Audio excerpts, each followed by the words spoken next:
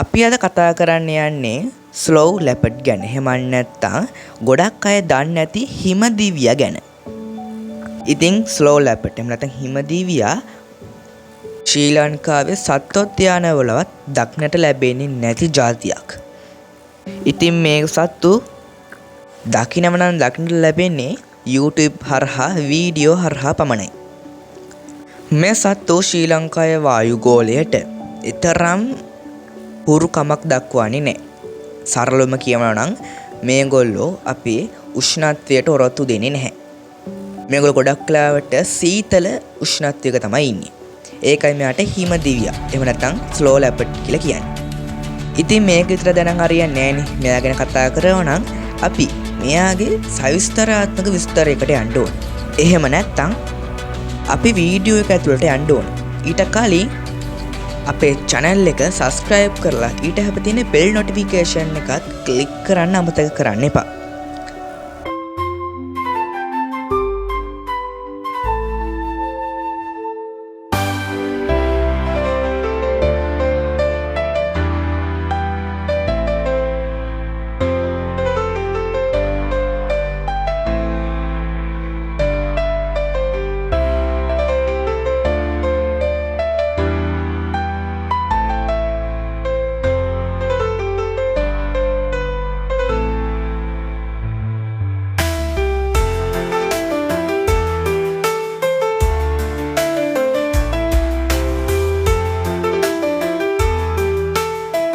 මේ හිමදිවියට කියන විද්‍යාත්මක නාමය පෙන්තර ඔන්චියා.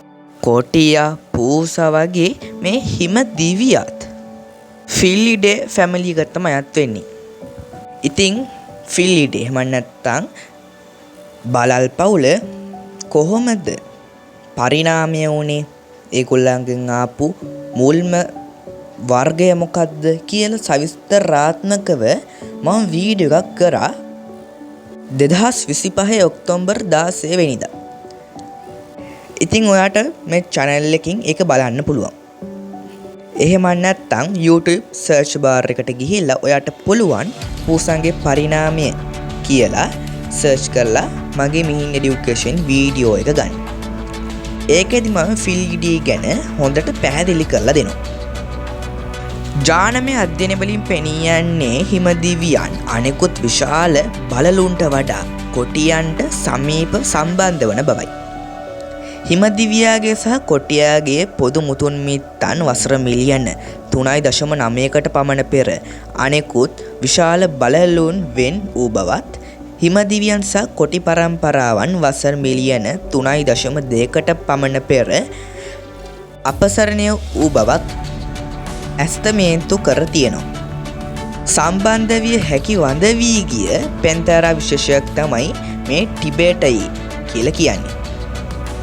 ඉතින් ටිබේටයි පොසිල සාක්ෂි මේ විද්‍යාන්තීන්ට මේ පෙරේතෙක් කුලය පරිණාමය වූ ආකාරය තේරුම් ගැනීමට උපකාරී වෙලා තියෙනවා. සමහර ජානමය අධ්‍යයනයෙන් අතීතයේදී දෙමුහුන්කරණය යෝජනා කරනවා. මයිටෝකොන්ඩ්‍රියල් DNA එහෙම නැත්නම් මව් රේඛාවන් හිමදිවියන් සිංහයන් සහ දිවියන් අතර ඔවුන්ගේ න්‍යෂ්ටික DNA වලට වඩා සමාන වන අතර එය සංකීර්ණ පරිණාමීය ඉතිහාසයක්ද අදහස් කරනවා. මේ හිමදිවියන්ගේ දිග ඔළුවේ ඉඳලා මුළු ශරීරයේම වලිගය ඇතුළුව මීටර් 2.1ක් එහෙම නැත්නම් අඩි 7ක් දක්වා වෙනවා කියලා කියනවා. සාමාන්‍යයෙන් මේගොල්ලන්ගේ බර බ්‍රිටෑනිකාට අනුව කිලෝග්‍රෑම් 23ක් 41ක් එම නැත්නම් රාතල් 50 ඉඳලා රාතල් 90 දක්වා වෙනවා. මේගොල්ලන්ගේ උස බ්‍රිටෑනියාකට මීටර 0.6ක් අඩි 2ක් පමණ වෙනවා. සීතලට එරෙහිව පරිවරණය කිරීම සඳහා ඔවුන්ට ඝන යට කබායක් සහ ඝන පිටත කබායක් තියෙනවා. සුදුමැලි අලු හෝ ක්‍රීම්, තද අලු සිට කළු, රොසේටා, ලප සහ කොඳු ඇටපෙලේ ඉරි තියෙනවා. මේ හිමදිවියන්ට විශාල නාසික කුහර තියෙනවා. ඉහළ උන්නතාංශවල හුස්ම ගැනීමේදී උණුසුම් සීතල තුනී වාතයට උපකාරී වෙනවා. විශාල ලෝම සහිත පාදද මේ හිමදිමියාට තියෙනවා. ස්වභාවිකව හිම සපත්තු මෙන් ක්‍රියා කරනවා. හිමදිවියා හිමවල ගැඹුරට ගිලෙන්නේ නැති විදිහට ශරීරයේ බර පාද හතරට බර බෙදා හරිනවා. මේගොල්ලන්ට දිග ගොඩක් ඝනකම් වලිගයක් තියෙනවා. පාෂාණමය භූමිවල සැරිසැරීමේදී සමබරතාවට උපකාරී වන අතර උණුම සඳහා ශරීරය වට ඔතා ගන්න මේ දිග ඝන වලිගයට පුළුවන්. ඒ වගේ මේගොල්ලන්ට කෙටි නාසයක් සහ කුඩා කන් අනිකුත් විශාල බලලුන්ට සාපේක්ෂව පිහිටලා තියෙනවා. මේවා ගොඩක් වෙලාවට තාප අලාභය අඩු කරනවා. ඒ වගේ මේගොල්ලන්ට ඉතා බලවත් පස්පස කකුල් තියෙනවා. මවුන්ට බොහෝ විට ගොඩක් දුර පනින්න පුළුවන්.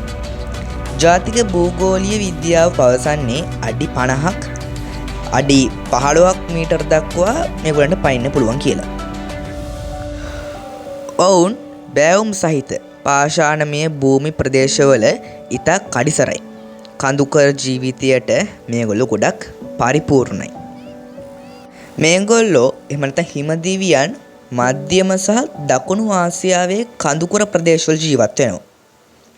රටවල් ගැන කතා කළොත් මොවුන් වාස භූමියට චීනය, ඉන්දියාව, මොන්ගෝලියාව, රුසියාව, ඇෆ්ගනිස්තානය, නේපාලය, පාකිස්තානය, කසකස්තානය, කිර්ගිස්තානය, ටජිකිස්තානය, භූතානය, උස්බේකිස්තානය වැනි ආසියානු රටවල් 12ක් ඇතුළත් වෙනවා.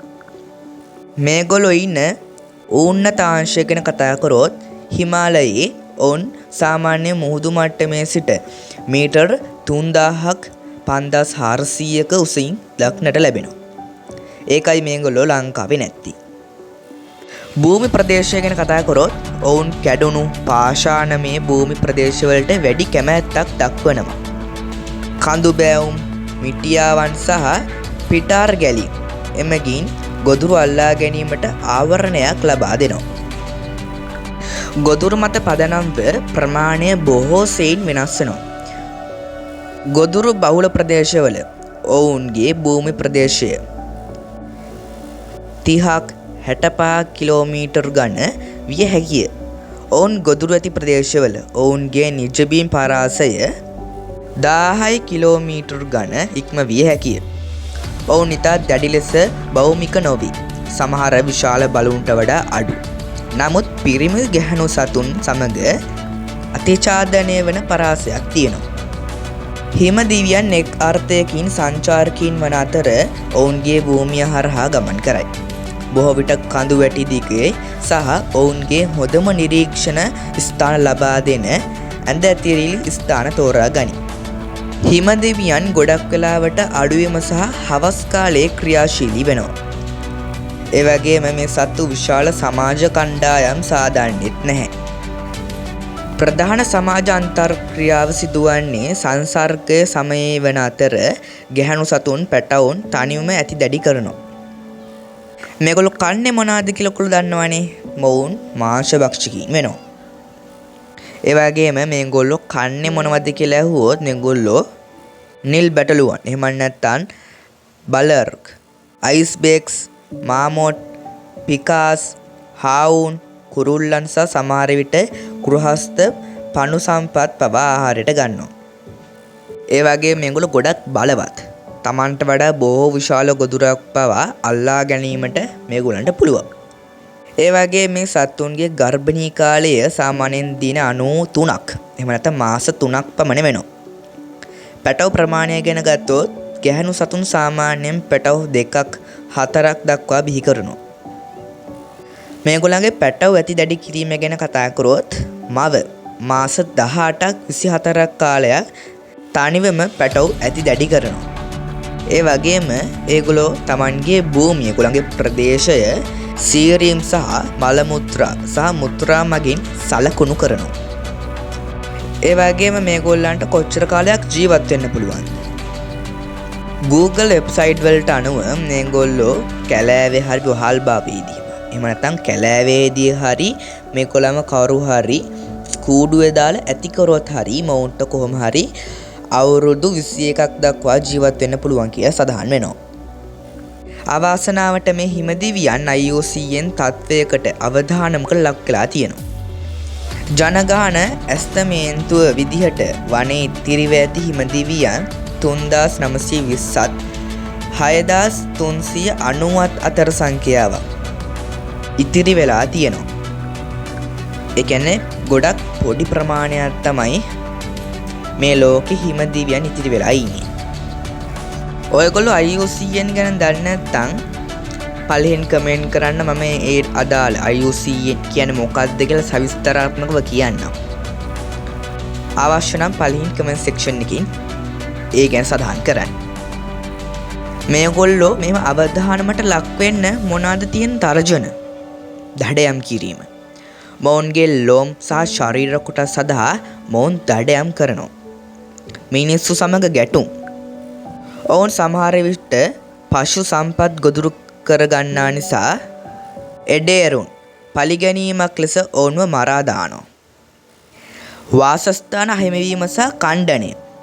වැඩිවන සංවර්ධනය. මේ ආක්‍රමණය සහ තුන ඔවුන්ගේ වාසස්ථාන අඩු කරයි. තව කියනවන දේශගුණික විපර්යාසයක් තියෙනවා. උණුසුම් වීම ඔවුන්ගේ කඳුකර වාසස්ථාන වෙනස් කිරීමට, ගොදුරු අඩු කිරීමට සහ තරගකාරී විලෝපිකයින් ඔවුන්ගේ අවකාශයට තල්ලු කිරීමට හේතුවක් වෙනවා. ඒ වගේම මිනිස්සු වෙන අපි සංරක්ෂණ උත්සාහයන්ද කළා තියෙනවා. විවිධ රටවල ආරක්ෂිත ප්‍රදේශ නිර්මාණය කළා තියෙනවා. WWF, ස්නෝව් ලැපඩ් ට්‍රැස් වගේ සංවිධාන ගැටුම් අවම කිරීම සහ හිමදිවියන් පශු සම්පත් මරා නොදැමීමට වඩා හොඳ පද්ධති විලෝපික ප්‍රතිරෝධී කෝරල් වැනි ගොඩනැගීමට දේශීය ප්‍රජාවන් එඩේවරුන් සමග කටයුතු කරනවා. ජාත්‍යන්තර වෙළඳාම. හිමදිවියන් CITES උපග්‍රන්ථ හි ඇතුළත් කර ඇති අතර එමගින් ඔවුන්ගේ කොටස් වෙළඳාම නීති විරෝධී කරනවා. අපි දැන් මේ හිමදිවියන්ගේ අද්විතීය කරුණු කිහිපයක් ගැන කතා කරමු. පළවෙනියට ඔවුන්ගේ වලිගය විශාලයි. මම ඒ කලිනුත් කිව්වා. ඒත් මේක අහගන්නකෝ. මේ සත්තුන්ගේ ශරීරයේ තරම මේගොල්ලෝ වලිගය දිගයි. ඒක සම්බරතාවය සහ උණුසුම තබා ගැනීමට උපකාරී වේ. ඒ කියන්නේ ඔළුව ඉදලා මුළු ශරීරයේම දිග ඒ වලිගයේ තියෙනවා කියන එක තමයි කියන්නේ. දෙවෙනි එක තමයි හිමදිවියන්ට සිංහයන් හෝ කොටියන් මෙන් ගොරවන්න බෑ. ඔවුන්ගේ කටහඬ වෙනස්ය. මෙය බහුලව සඳහන් වන කරුණකි. ඔවුන්ගේ ස්වර ත්‍රාන්ත්‍ර ගොරවන ලෙස වර්ධනය වෙලා නැහැ. ඒ වගේම සත්තුන්ට ගොඩක් හොඳට හැංගෙන්න පුළුවන්. මේ සත්තුන්ගේ ලොම් සහ රොසේටා රටාව පාශමය හිම සහිත පරිසරය සහ මිශ්‍රවීමට ඔවුන්ට උපකාරී කරනවා. මේ සත්තු ඉහළම විලෝපිකයන් වුවද මේගොල්ලෝ සමහර විට තනකොළ හෝ අතු ආනුභවය කරනවා. සමහර විට මේක ආහාරන ජීර්ණයට උදව් කිරීමට හෝ විරේචකයක් ලෙසද කටයුතු කරනවා. මේ සත්තුන්ගේ නිවහන විශාලයි. එයින් අදහස් කෙරෙන්නේ සංරක්ෂණය දුෂ්කර බවයි. ඔවුන්ට විශාල ඉඩක් අවශ්‍යයි. අපි අවසානට කතා කරන්න යන්නේ ඇයි මේ හිමදිවියන් මෙච්චර වැදගත් කියලා. කඳුකර පරිසර පද්ධතිවල ප්‍රමුඛ විලෝපිකයෙකු ලෙස ඔවුන් පරිසර පද්ධතිය සමුතුලිතව තබා ගනිමින් ගොදුරු ගහණය, වල් බැටළුවන්, එළුවන් සහ කුඩා ශීරපයින් වැනි නිගමනය කිරීමට උපකාරී වෙනවා. සංස්කෘතික වැදගත්කම්. බොහෝ කඳුකර ප්‍රදේශවල හිමදිවියන් සංකේතාත්මක සතුන්, සමහර විට කඳුකරයේ අවතාර ලෙස හැඳින්වේ. ඒ නිසා මේ හිමදිවියන් සංස්කෘතික අනන්‍යතාවයේ කොටසක් විදිහටත් වැදගත් වෙනවා. දාර්ශනික විශේෂ. ඔවුන් ඉහළ උන්නතාංශයක බිදෙන සුළු පරිසර පද්ධතිවල ජීවත් වෙන නිසා ඔවුන්ගේ ජනගහනය සෞඛ්‍ය බොහෝ විට එම කඳුකර පරිසරවල සෞඛ්‍ය පෙන්නුම් කරනවා. ඉතින් කොහොමද මේ හිමදිවියා? එයා ගොඩක් වැදගත් වගේම ගොඩක් තර්ජන දෙයට තියෙනවා. එයා මේ ලෝකේ රටවල් 12ක ජීවත් වෙනවා. මං ඒවා කලින් කිව්වා. ඉතින් මේ වීඩියෝ එක හොඳ නම් අපේ channel එක subscribe කරලා ඊට හැබැයි තියෙන bell notification එකත් click කරන්න. IUCN මොකද්ද මේ? ඒක ගැන තොරතුරු අවශ්‍ය නම් පළහින් comment section එකෙන් දාන්න අමතක කරන්න එපා. සත්තු ගැන කතා කරන හැම අවස්ථාවකදීම බහුලව භාවිතා වෙන වචනයක් තමයි මේ IUCN කියන්නේ. ඉතින් මේ ගැන ඕන නම් පළහින් කියන්න. comment section එකෙන් comment එකක් විදියට දාන්න. මම එතකොට වීඩියෝ එක හදන්නම්. ඒ වගේම මේක වීඩියෝ එක හොඳ නම් like කරන්න අමතක කරන්න එපා. සත්තු ගැන දැනගන්න ආසි තවත් කෙනෙක්ට මේක share කරන්න අමතක කරන්න එපා. එහෙනම් අපි තවත් දවසක තවත් අලුත් වීඩියෝ එකකින් හමු වෙමු.